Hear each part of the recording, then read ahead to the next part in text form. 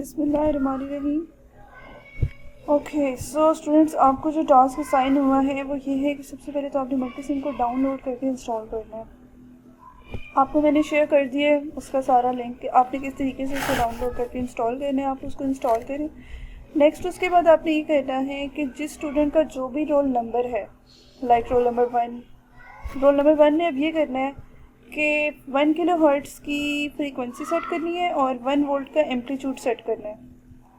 ठीक है, और उसके बाद आपने अपने सर्किट को कनेक्ट करने के बाद जो भी उसके वेव फॉर्म बनेंगी वो आपने ग्राफ पेपर पे बना के, ये देखिए ये A4 का ग्राफ पेपर है, ये आप अपना ग्राफ पेपर लें। ठीक है, ये आप बना के मुझे अपने सर्किट को कंप्लीट करके अपने रिजल्ट्स को, लाइक आपका ग्राफ बनेगा, ऊपर आप मेंशन करेंगे कि आपका 1 किलो हर्ट्ज़ की फ्रीक्वेंसी है, उससे मुझे पता चलेगा रोल नंबर, और 1 वोल्ट पीक है आपका। ठीक है, जो आपने एम्पलीट्यूड दिया है, और साथ आपने उसमें हॉरिजेंटल सेंसिटिविटी भी मेंशन करनी है और वर्टिकल सेंसिटिविटी भी मेंशन करनी है। सेंसिटिविटीज दोनों मेंशन करनी है, डिवीजन मेंशन नहीं करनी है। डिवीजन मुझे पता चल रही है, ये एक बिग डिवीजन है, ये 2 बिग डिवीजन हो गई। ठीक है, यानी ये 2 बिग डिवीजन हो गई आपकी horizontal division, this is vertical division, एक ये और एक ये। और अगर हॉरिजेंटली देखें तो एक ये डिवीजन बनेगी, दूसरी ये बनेगी, तीसरी बनेगी। राइट। अच्छा, अब करना क्या है, सर्किट को आपने इस तरीके से कनेक्ट करना है जिस तरीके से मैंने इस वक्त आपको डिस्प्ले पे आ रहा है। ये इस तरीके से होगा कि यहाँ पे हमारे जो है ना इंस्ट्रूमेंट्स होते हैं। This is your multimeter, this is your function generator. Function generator को लाएं, इसको इधर ड्रैग करें और इसको ड्रॉप करें। अच्छा, फिर यहाँ पे आपका ये आ गया ऑसिलोस्कोप, ये यहाँ पे आएगा। ठीक है, नेक्स्ट आपने इनके कनेक्शन करने हैं। ये हमारा A चैनल हो गया ऑसिलोस्कोप का, ये B चैनल हो गया। ये आपका फंक्शन जनरेटर है, यहाँ से साइन ऐसे आएगी। ट्रायंगल सेलेक्ट करनी है तो ऐसे करें, स्केयर करनी है तो ऐसे करें। ये आपका एम्पलीट्यूड है, ये आपका pico, nano, micro, milli hertz, kilo hertz, mega hertz, giga hertz and tera hertz. ठीक हो गया, और ये आपका एम्पलीट्यूड है। एम्पलीट्यूड इसने 10 किया हुआ है। ये वो पीक वोल्टेज में भी ये आपके फेमटो, पिको, नैनो सारे के सारे हैं। ठीक है, अच्छा, अब आपने इसको क्या करना है, पॉजिटिव को पॉजिटिव से कनेक्ट करें और नेगेटिव हमारा कॉमन होता है, इसको हम कॉमन से कनेक्ट करने के बाद ग्राउंड लगाएंगे। ग्राउंड आपने कहाँ से लगाना है, यहाँ पे प्लेस सोर्स में जाके, हो सकता है ये इस पॉइंट पे हो तो आप यहाँ पे ग्राउंड जो है उसको खुद सर्च कर लेंगे, या आप यहाँ पे टाइप भी कर सकते हैं। ठीक है, यहाँ से ग्राउंड सेलेक्ट हुआ।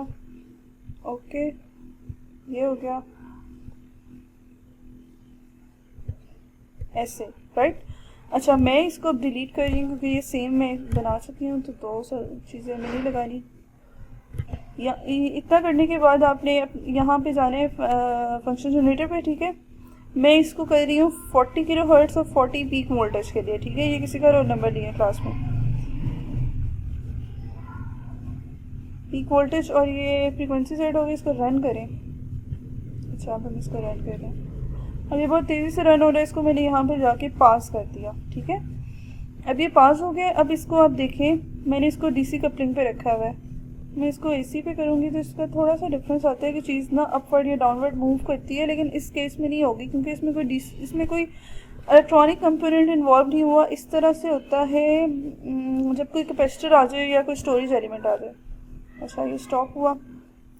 अब इसमें ये है कि चैनल A है। ठीक है, ये स्केल जो लिखा मैंने 20 वोल्ट्स पर डिवीजन है, इसको चेंज करूँ, देखें ऐसे चेंज हो रहा है।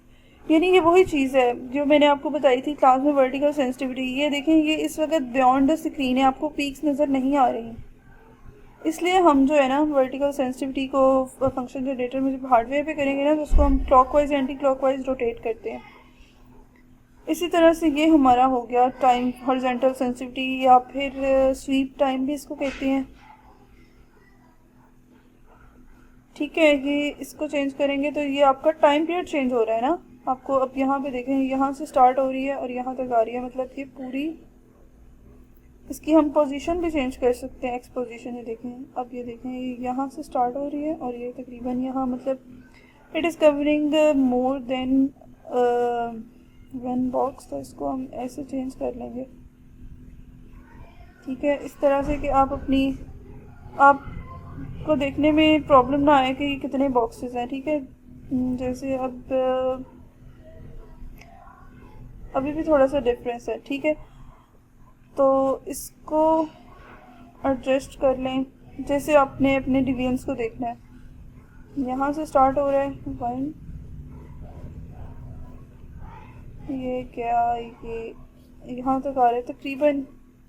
आप इसको 2 स्केल्स तक ले सकते हैं जी। तो इसमें अब ये है कि जब आपने इसका देखना है, मैं आपको मैनुअल से दिखाती हूँ। ये हमारे पास मैनुअल है ना, इसमें क्या है, ये वर्टिकल डिवीजन्स की बात कर रहे हैं, फिर वर्टिकल सेंसिटिविटी, ये ए है, ये बी है। ठीक है, एम्पलीट्यूड का मतलब है ए क्रॉस बी, जो इन दोनों के 5 आंसर होंगे मल्टीप्लाई बाय 5 × 5 25, यानी ये कॉलम आपका जो है ना वो डायरेक्ट हो जाएगा जब आपके पास ये दोनों रीडिंग्स आएंगे। अब हमने देखना है वर्टिकल डिवीजन और हमने देखना है वर्टिकल सेंसिटिविटी। आप वर्टिकल्स में डिवीजन देखें, वर्टिकल ये होता है ना ऐसे स्ट्रेट, तो 1 2 3 4। ठीक है, 4 आपके बिग बॉक्सेस कवर हो रहे हैं, तो आप टाइम अपने मैनुअल में यहाँ पे वर्टिकल डिवीजन लिख लेंगे 4। ठीक है, नेक्स्ट आपकी वर्टिकल सेंसिटिविटी कितनी है, ये देखिए 20 वोल्ट्स पर डिवीजन आ रहा है। ठीक है, 20 वोल्ट्स पर डिवीजन हो गया, तो ये तो आपकी डायरेक्ट है, ये आपने डायरेक्ट लिख दी। तो आपके पीक टू पीक वोल्टेज कितने हो गए, 80 हो गए। और हमने कितने दिए थे फंक्शन जनरेटर से, ये देखिए पीक वोल्टेज हमने दिए हैं 40 वोल्ट पीक। इसका मतलब है 40 वोल्ट पॉजिटिव पीक है और 40 वोल्ट ही आपकी नेगेटिव पीक है। अच्छा, अब आपने क्या करना है, आपने इसको यहाँ पे ऐसे फिल नहीं कर लेना, ये हम हार्डवेयर पे परफॉर्म करेंगे जिस आपको समझाने के लिए। अच्छा, नेक्स्ट हॉरिजॉन्टल डिवीजन्स को और हॉरिजॉन्टल सेंसिटिविटी को देखते हैं। हॉरिजॉन्टल आपका जो बन रहा है वो कैसे है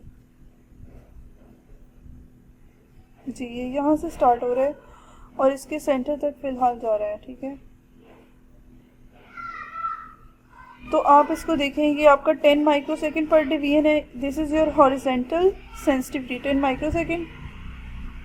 तो ये आपकी हो गई 10 माइक्रो बल्कि ये मैंने जो डाला है ना ये इस तरह से नहीं होगा, MS वर्ड तो नहीं मैं करवा रही है, हमारे पास सिंबल्स में जाके होता है इंसर्ट सिंबल्स, और फिर यहाँ से आप इसको सर्च करते हैं कि ये आ भी गए। ठीक है,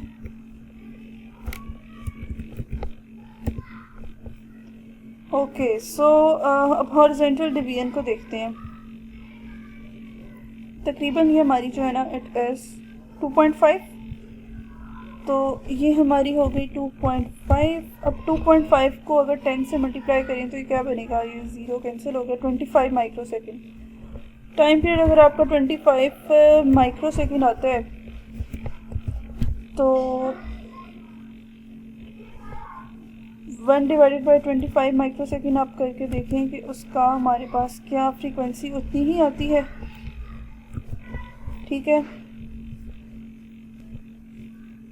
तो 1/25 माइक्रो है, माइक्रो का 10 की पावर 6 जो है वो ऊपर चला जाएगा, 10 की पावर 3 एक साइड पे कर लें, वो आपका किलो बन गया। तो 1/25 बनता है 0.04। तो अब वो आपने अपने पॉइंटर को दूसरी साइड पे मूव करवाना है 1 2 3, तो ये आपके एग्जैक्टली 40 किलो हर्ट्ज़ आएगा। और हमने कितना दिया हुआ है, हमने 40 किलो हर्ट्ज़ से दिया हुआ है। नेक्स्ट इसको अगर मैं ट्राइंगल करती हूँ, ट्राइंगल करके रन करें तो उसमें भी आपका कुछ रिज़ल्ट जो है वो इसी तरह का आ रहा है। ठीक है, इस तरह इसको स्केयर करें